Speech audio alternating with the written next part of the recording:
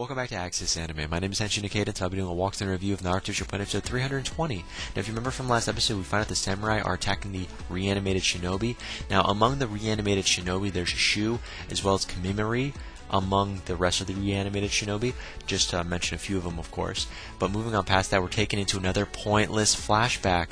Now, this flashback has a lot to do with Sasori and his childhood, as well as his connection to Shu, which is his grandmother or legal guardian. Now, within this flashback, we get to see Sasori's childhood friend grow up and pass away, which is kind of sad.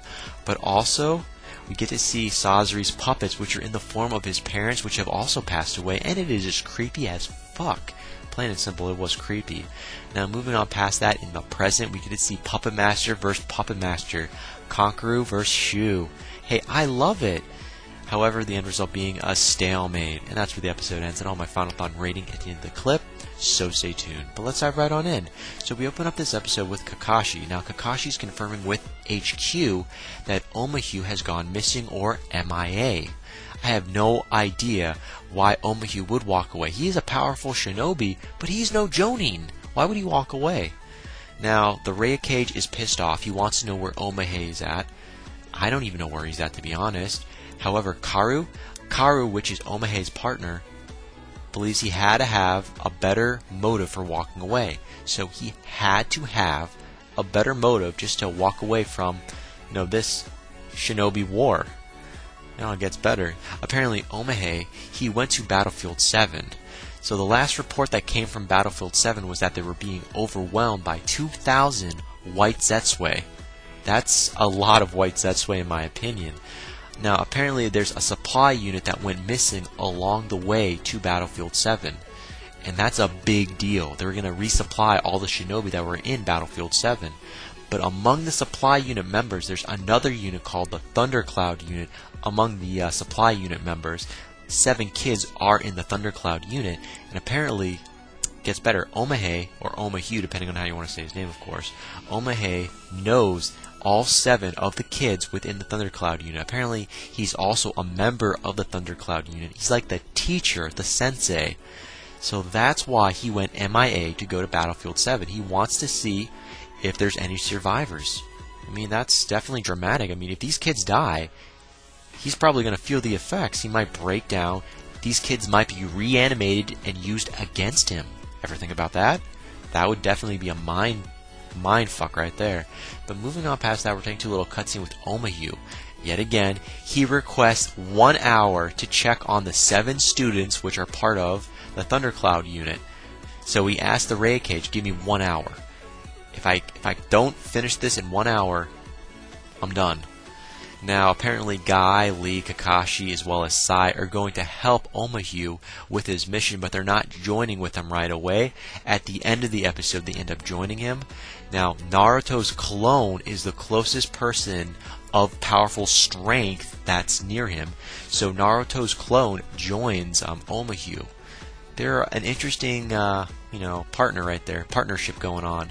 Now, moving on past that, we're taking a little cutscene with Omahyu versus the White Zetsui. They're just coming at him left and right, and then Naruto's clone joins in, helps him out, and they're a great team. Out of nowhere, Naruto, he uses the Rasengan Barrage. So I believe it's called the Rinnegan Barrage, depending on how you want to pronounce it. I don't really care right now because it's an interesting technique he uses against the 2,000 White Zetsui. However, Omahyu fucks it up, and he hits Naruto's clone, killing Naruto's clone right away, and now Omahyu's by himself. He just dug himself a grave, plain and simple. The kid has no luck whatsoever, so moving on past that, we're taking to a little cutscene. Now, this is with the White Zetsui. Now, the White Zetsui are on the ground, and they're in the red purplish mountains, and they're absorbing the mountain rocks, which are poisonous. It looks like they're poisonous, and they're creating like a poison toxin. Now, Omahyu can't stand the poison, so he has to go all the way up on the mountain just to breathe, and it's not working for him. Now, Omahyu later on notices the statue, which is like a structure. He believes the Thundercloud unit is inside, and he's dead on, by the way. Dead on. Now, he gets off the mountain. He goes all the way into like the purple poisonous dust, trying to kill more of the White Zetsui. He dives into the water, and he electrifies the water, killing all the White Zetsui that followed him.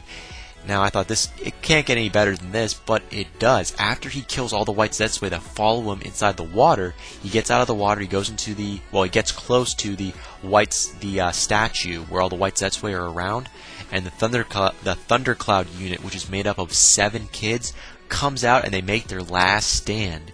And then the Thundercloud unit joins up with Omahue, and it gets better. They use a lightning-style Team Thunder Bomb. Perfectly executed, and I like it, but we know nothing about this team's background. The Thundercloud unit, we know nothing about their background. Each particular member, nothing. So, kind of pissed me off there. I don't know really what's going on or how many techniques they know. Kind of in the dark there. However, the Raikage praised them. He said these are like our future. They are strong fighters. He has high aspiration for them. Sorry, I kind of stumbled there, but you know where I was going with that. But anyways, moving on past that, toward the end of the episode, we see the Thundercloud unit with Omahue. They win. They beat the 2,000 white Zetsui, and then Kakashi and everyone else show up at the last moment, and that's where the episode ends. As for my final thoughts, I don't really have any final thoughts, other than I didn't know the white Zetsui could produce their own poison toxin within the mountains. That's definitely an added bonus. You know, the more I keep seeing of these white Zetsui, the more I favor them over the allied shinobi. It looks like they do more damage. Not only can they copy your powers, but they can produce poison or whatever toxins depending on the climate control they're at. That's a bonus feature. And that is it for my final thoughts. Nothing special. I'm not going to get into any more detail beyond that. As per my rating, okay, 2.5 out of 5. Was there any drama? No. New information? No. Maybe the Thundercloud unit had some information. It would have been nice if we were privied to knowing more about each character individually, of their background as well as more of their names. This is Kid X, this is Kid Y, W, U, whatever. We only know 2 members, maybe their names, that's it. So, final rating, 2.5 out of 5. Decent episode. Could have been better, though. And that ends it for my walkthrough and review of Naruto Shippuden episode 320. Definitely comment down below. Let me know. Thumbs up, thumbs down. Definitely subscribe. Check me on Twitter and follow me if you like. Let me know what you thought of this episode. Let me know what you think's going to happen in the next episode that's coming out. Again, guys, that ends it for now. I got to hit the bricks, and I got to go. And before I go, I got to say it, and I always say it. You can't stop the access, but you can watch the feed. I'll see you later, guys.